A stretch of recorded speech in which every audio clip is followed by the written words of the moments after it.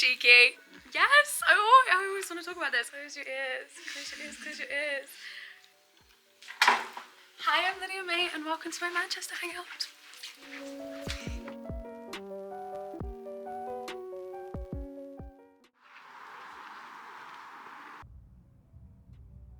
So I started songwriting when I was about 9 or 10. I was very inspired by musical theatre, and my dad played guitar, so I was surrounded by a lot of musicians in the house. And I kind of really struggled to talk to people at school, but I thought music, you don't really need to have a conversation, you can just say what you want to say, and so it kind of became a confidant for me, and I guess it stuck around. Oh, 16. Tell me what you want, 'cause maybe. What does your songwriting process look like? Oh, very spontaneous, which is a blessing and a curse. A lot of the time I'll just have a little idea and then voice note that, and it'll either sit in my voice memos for years and years, or I'll remember it and I'll develop it into a song. And then usually I like figuring out all the parts and the lyrics with an instrument and then taking it into production. But the more I've been collaborating, which I love doing, the more creative that process has gotten. I think like you can rock up to the studio and a new idea will come about, and then you walk out with the demo. So I'm trying to stay open, but I do love a 1 a.m. me and my piano and my broken heart. This is called Sinkhole. I write a lot of songs about, I think, who I want to be, and it's all very introspective. What is your favourite song you've written and why? Great question. I think my favourite song I've written is Red. It just felt really powerful to write. It was the first song that I wrote when I was really heartbroken from a friendship breakup, and I was just really proud of how I turned all those feelings of despair into, I think, something a bit stronger. I can't see stop signs with red eyes that glow. There we go. Don't say it, I'm afraid no one believes me. What or who inspires you the most? That is such a good question. Honestly, I think the people closest around me, and especially my family. I think my dad was a big inspiration to me. He's very good at making things better for himself, and I'm very grateful to have had that. But musically, I am a big fan of, I think, solo female artists who just don't give a fuck. Like, they obviously do, but they just don't give a fuck about judging themselves. Like, I'm really inspired by Raye and Lola Young at the moment. Seema, I'm in love with. Do you find inspiration in other art forms such as paintings or film? Yes! I always want to talk about this. I am constantly watching too much TV, but then pausing it and hearing something from the soundtrack and developing the idea. I love soundtracks. That was such a huge thing for me, and recently I went to the ballet for the first time when I was on my birthday, and I fell in love with that. And a lot of visual art. I mean, I love a good concept. I love things with purpose, and that makes sense. And I think I'm inspired by all of it. Everything that's loud, and yeah. This is another. And I really wrote it about, honestly, homophobia. And so I wanted to say, Happy Pride.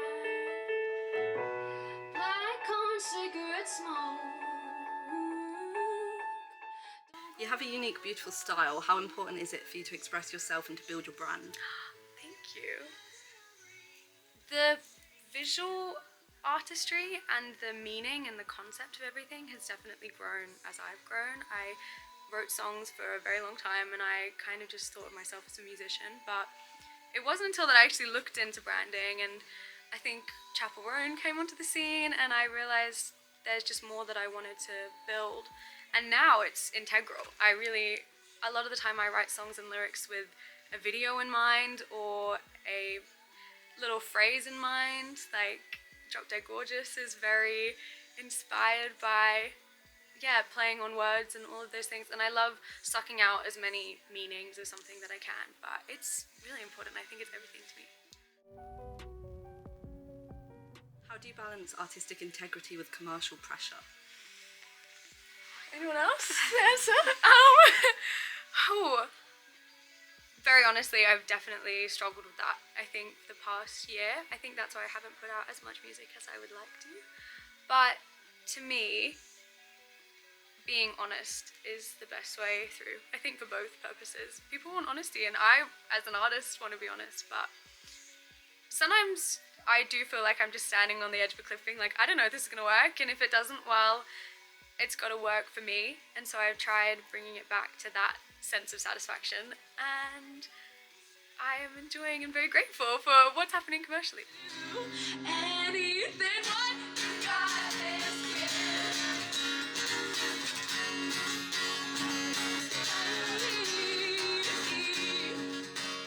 You have a very loyal fan base. What is it like knowing that people relate to your songs so much? It's amazing. Are you kidding?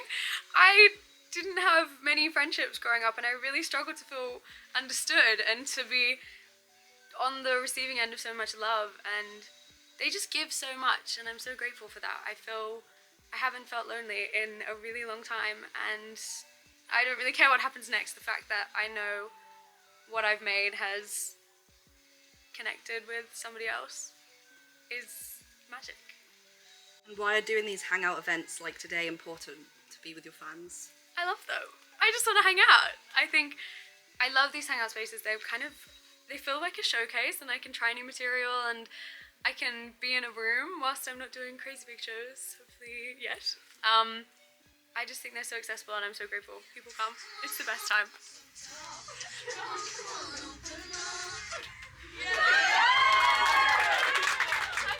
It is really hard to afford being part of a community sometimes, and I know the financial struggle of affording tickets and concerts, and as much as I want to be doing this for a long time, I also want as many people who want to be able to be a part of this community to be able to do so. Yeah. Full permission to sing along. It's encouraged. Billy goes to the corner shop every Saturday afternoon. What advice would you give someone who wants to start releasing music? Do it for you, and don't feel the need to absorb all these other opinions. If you love the song and you want to share it, do that, because it's that feeling that will bring everything else.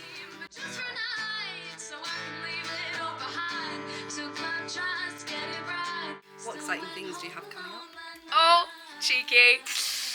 Well, close your ears, close your ears, close your ears. We've got a new single on the way, and possibly a few more after that, and the new single is called Drop Dead Gorgeous. I know what my next single is.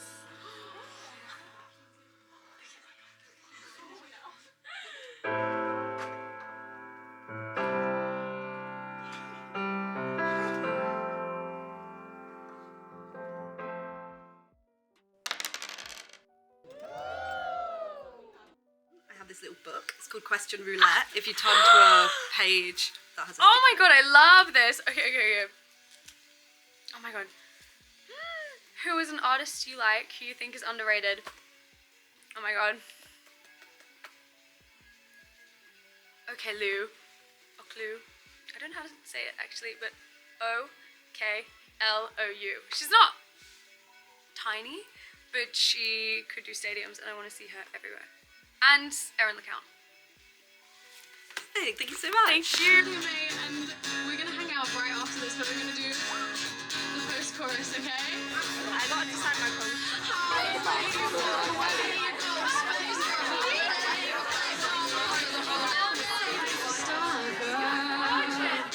I love you.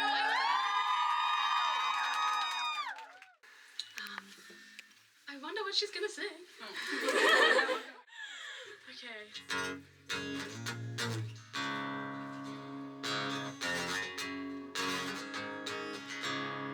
This is Stargirl.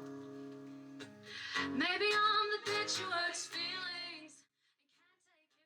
I love that though. That was amazing. That was perfect.